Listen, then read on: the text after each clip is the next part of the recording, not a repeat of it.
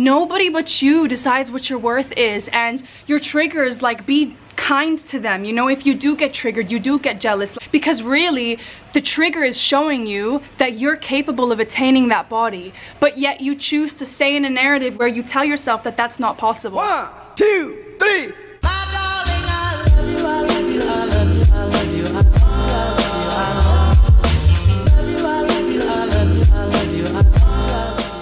What's up, everybody? It's your favorite YouTuber, the spiritual bad bitch. My name is Anila Sita. If you're new to my channel, then welcome to the spiritual and the bad bitch side of YouTube.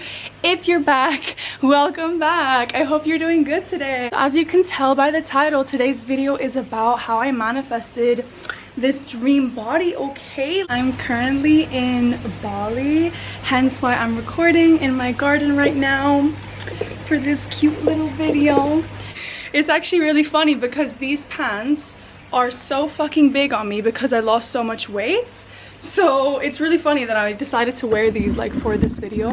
So I'm gonna tell you the story now of how I feel I low-key unintentionally manifested my body. And if you know me, bitch, I'm always empowering, so there will always be things in here for you to learn from my experience and from the shit that I had to go through. So the thing is, like, my dream body could also be different to yours. For me, what I always wanted was an itty bitty waist, alright? And I wanted my arms to look dainty and slim and feminine. And I'm not saying, by the way, that having thicker arms is not feminine, not at all. What I'm trying to say with this, don't let what I think is beautiful on my body dictate what you find beautiful. Let's get into the story now. Please, while you are listening to my story, do not rush to conclusions and wait till the end, because I want to empower you and make you feel like the bad bitch that you are, okay? But in order for that to happen, you have to actually stick around. So I hope you enjoy this video. So essentially what happened to me was I got sick, extremely sick, the last few months.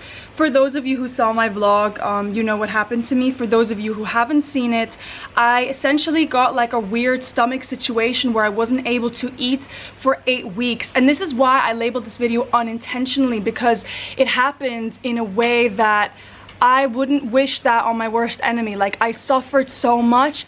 And basically, I was 75 kilograms before I got sick, which is around this number in pounds. And I am now like around 63, 65 kilograms. But basically, I lost all that weight because I got sick. And I know what you're thinking now. You're like, bitch, that's not manifestation. Like, you just weren't able to eat, bitch, and that's why you lost all that weight. But listen, I feel like that experience happened to me of me getting sick in order to purge all of my trauma. First of all, that was like in my stomach. And also, I had a lot of my childhood wounds come up during the time that I was sick. So I was basically healing my way through that whole experience of being sick. And the reason why I feel this was on a bigger level manifested is because there is something that I call like energetic weight. So for instance, you have to look at it this way, like as a backpack. You know how they say in therapy you have like a backpack of your trauma? Like if you've been through a lot of trauma, every time something bad happens to you, something gets put in your backpack and then it gets really heavy. And if you don't heal yourself or go to therapy, you carry around this heavy backpack instead of like emptying it.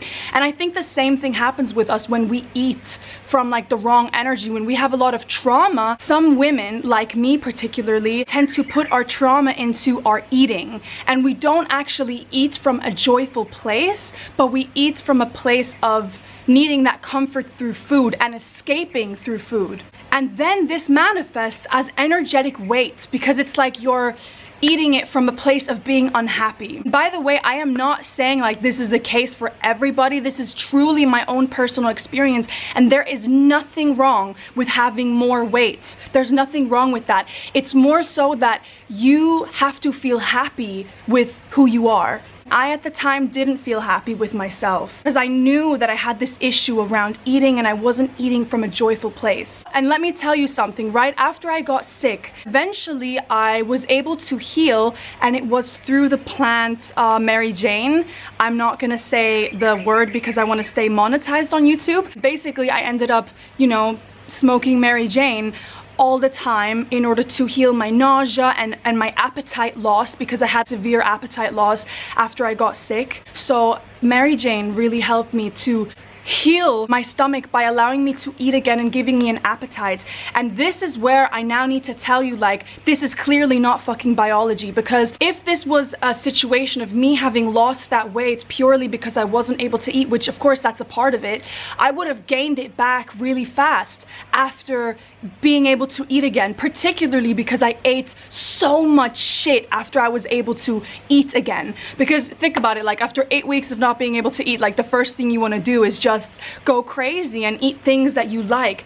And I am usually vegan, but after I recovered, all I wanted to do was have milkshakes and burgers and lots of like cheesy stuff. Like I basically just wanted all the foods that I used to eat in my childhood. And you know what's crazy is it was the first time that I was eating food and I didn't have that guilt associated with it, because a part of me was like, dude, you just had this horrible experience of not being able to eat and of being so sick that I was just grateful to still be alive and to be able to eat again. So I was then able to eat food from like a joyful place. And this is why I never ended up gaining that weight back.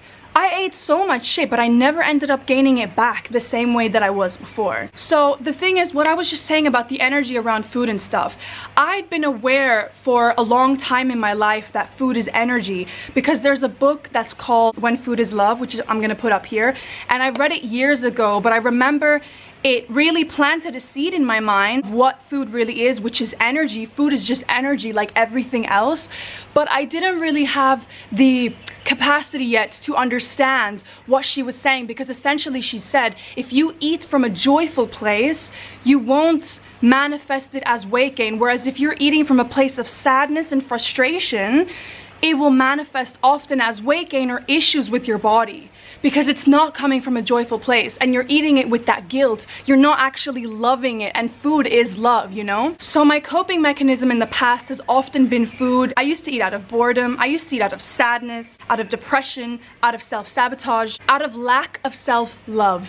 I used to be fairly healthy, but I had a lot of periods of hating myself in the past, and I think it's just part of life. I think we all go through those periods. It's nothing to be ashamed of. That's why I'm not afraid to talk about it on here. But there's basically 2 books that changed my life in regards to this. So one of them was the one that I just mentioned, When Food is Love, and the other one was called something like Women Who Love Too Much. It's not really a book that has anything to do with food, but there was just one thing in there that I have to share with you because it truly changed my perception around food. And it was basically a therapist who wrote this book, and every single chapter was a story of a woman who had a traumatizing childhood, you know, either like alcoholic parents or sexual abuse at home and stuff like that. And every chapter was not just talking about their story of trauma, but also the way in which the trauma acted out in their love life. There was one little thing that this book said about sugar that, holy fucking shit, when I saw that, it changed my whole perception on food and on sugar. She said that a lot of women who have severe trauma around sexual abuse or growing up in an environment of drug consumption, they end up having a sugar addiction. That this is genuinely like a common pattern. And when I saw this, I was like, damn, something in my head just clicked, and I realized that I genuinely had a sugar addiction. Most of us do and are just not aware, because our society makes it like it's a normal thing and there's kind of sugar in everything and everywhere. And I used to have a massive addiction to cereal, actually. It was my comfort food, and I would get really defensive when people would tell me that I needed to give it up at some point in my life because it's just full of sugar. And I always was like, nobody's gonna take that away from me. At least I'm not doing drugs out here. But really, it's like sugar is just as addicting as those fucking drugs. That's the hard, cold truth. Something in me switched when I read that book and realized that actually my issues around food were stemming from my trauma from my childhood and from my self-worth issues that I had as a result of my trauma, if that makes sense. Listen, when I saw videos of people on YouTube like talking about manifesting their dream body and being able to eat what they want, I used to think they're so full of shit. I used to get so triggered, and there was a part of me that kind of was like, no, there's truth in what they're saying, but there was this question in my head of how am I ever gonna get there? How am I gonna have a relationship with food that actually feels harmonious? So I just want to say as well about sugar that sugar is not necessarily a bad thing. It's more that it needs to be in balance, and when you eat, it has to come from a place of joy. So do I still eat sugar now? Sometimes, yeah, but it's always coming from a place of, oh, I really would feel like eating this right now, and it's not coming from a place of, oh my god, I need to eat this basically to let out my sad emotions. And I know that most of us don't have this thought process when we're eating comfort food, but subconsciously that's the process that's going on, is, oh, I'm gonna eat this now and it's gonna take away my sadness. Because instead of facing our sadness through ways of like healing and therapy, we tend to escape in things like food. And you know, like for some people, there's a different addiction. Everybody has different addictions, but for me it was certainly around food. I just want to say now, after I got sick, I now eat whatever I want, genuinely. And this does not mean that I eat burgers every day, because the truth of the matter is, a healthy body, like when you're really in touch with yourself, you don't want to eat burgers all the time. You don't want to eat pizza all the time. If you learn to listen to your body, you will see that it will actually crave more fulfilling stuff. And then it feels even more fulfilling when you then have that burger or that ice cream, because it's like in balance, you know? But your body naturally doesn't crave that. I don't cope with my emotions in food anymore, as I said. So now I do something called intuitive eating. And this is what a YouTuber talked about as well. I'm gonna put her here. I felt like her videos were really eye-opening to me. She's got some incredible insights on how everybody's metabolism is actually completely determined by our thoughts. So if you look at like a friend of yours maybe, or someone in your life that they seem to just have fast metabolism and they never seem to gain weight, that's because of the stories that they have around their metabolism. So this is why it's incredibly important to get in touch with your intuition, because your body is going to work differently to mine. You might not like the whole vegan path, and that's totally fine. What I'm trying to say is, when you're eating from your intuition, you're eating from a place of love because you're in tune with your body. But you can't be in tune with your body when you have all these wounds and trauma around it, because it's like the trauma is always going to speak louder and tell us we're craving things. I think of it as like demons in us, you know? But then when we heal the trauma, it's like the demons no longer can live on the frequency that you're on, because you raise your frequency when you heal yourself. So naturally, you will become more in touch with your body. I am actually convinced that we can reframe our belief systems around our metabolism and therefore shift our metabolism, because I think right now I have fucking fast metabolism, and I used to never have that. I don't know if it's because of the fact that I smoked so much Mary Jane and that's kind of just like sped up my metabolism. I have no fucking clue, or if it's just because I have healed my trauma and actually I am a person who naturally has fast metabolism, but it was simply blocked. Because there's also certain things in our DNA that can be activated by healing ourselves, and if we don't heal ourselves, it's like we don't even activate those parts in our DNA. And this is not bullshit, like this is actually a scientific thing. So now people are gonna ask me, but how do you heal yourself? And this is a big question, and in a nutshell, there is no easy answer. In terms of my story, it was by going to healers, it was by speaking to people about it, you know, because you don't have to see healers. You can also heal yourself by talking to your friends or family. You can also journal and see what are your beliefs around food, because in order to change your beliefs around your body and food, you need to first look at what is it that you actually are telling yourself all the time. And that is a difficult process that you might need, you know, therapy for it if you're someone who doesn't like to journal or talk to like friends. For me, it's always been going to healings, because I find shamanic healing, I hope I said that right, I find that to be the most effective way for me to like quickly heal my trauma. But obviously it can be quite intense, and I feel that I actually got sick because of how much healing I was doing. I was doing so much healing that it's like my spiritual and emotional body was already like up here, but my physical body needed to like catch up with that energy as well. So what it needed to do is completely purge and cleanse itself by getting sick for 8 weeks, where I basically wasn't really able to eat anything for days at a time, and I was drinking these juices and I would throw it up, but it was like cleansing me completely, you know? And as I said in the beginning, I feel like as women, if we have self-worth issues, often it can be trauma that is like locked in our solar plexus chakra, which is in our stomach. So we have to have a way to heal that. Another effective tool for healing stuff in your stomach is acupuncture. I used to have severe issues around bloating.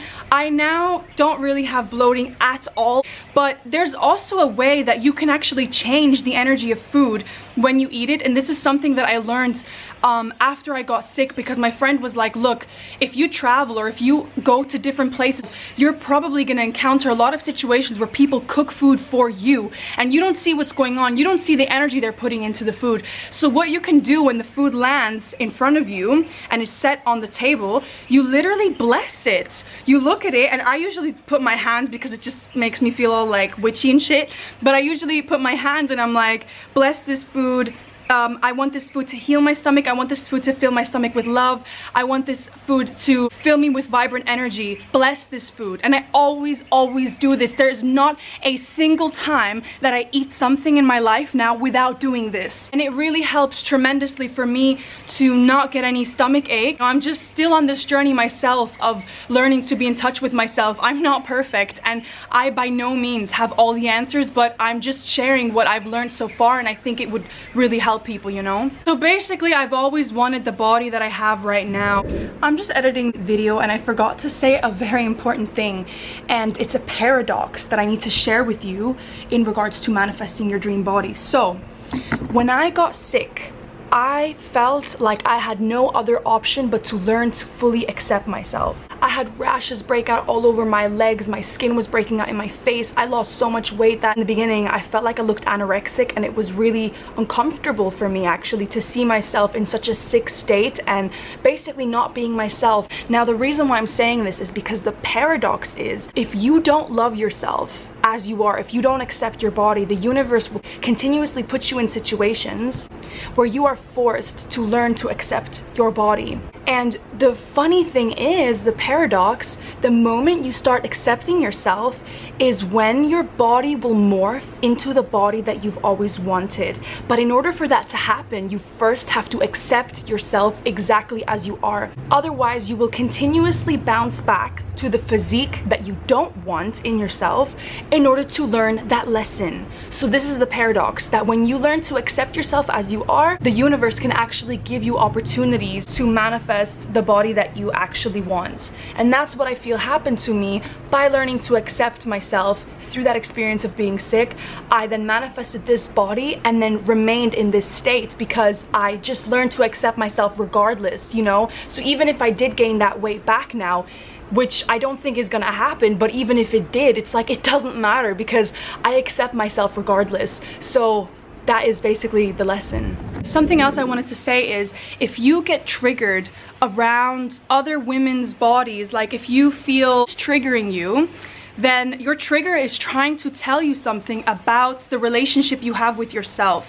Because I used to get jealous all the time when I would see women who had like the physique that I wanted, and I would feel very undeserving of that, and I would feel unworthy, and I would feel like I'm never gonna get there. I would feel like my relationship with food is forever gonna be a battle and it's gonna control my life, and I'm just simply someone who is the way she is. I thought that I had to just accept it, but my healing journey has really taught me that it doesn't have to be that way. You can heal your relationship around food and around the way you see your body, because it's like nobody but you decides what your worth is, and your triggers, like, be kind to them, you know? If you do get triggered, you do get jealous, like, send that person love and send yourself that love, because really the trigger is showing you that you're capable of attaining that body, but yet you choose to stay in a narrative where you tell yourself that that's not possible.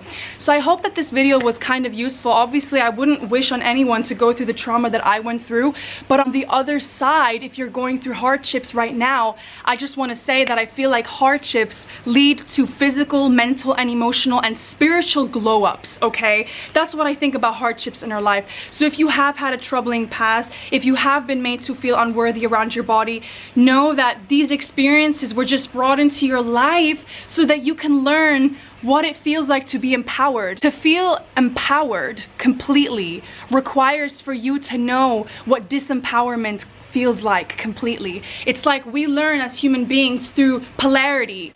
you don't appreciate happiness unless you've gone through sadness. Do you get what I'm saying? There's a lot in this video. There was a lot of information, and I hope that it resonated. If you feel called to check out those books, I highly recommend them if you have trauma around your family or your childhood, because those books fucking changed my life, particularly the one called Women Who Love Too Much. I feel like it was healing just to read that book. That was a healing in itself. Like, it healed so many different parts in me around my issues with men, around my issues with food. So many things got healed through that book, so I do highly recommend it. But anyways, I'm gonna leave it at that. And I'm sending you so much love and light. Feel free to reach out to me if you have any questions. I do respond to DMs from time and time again, so I am here to help, and I love you so much.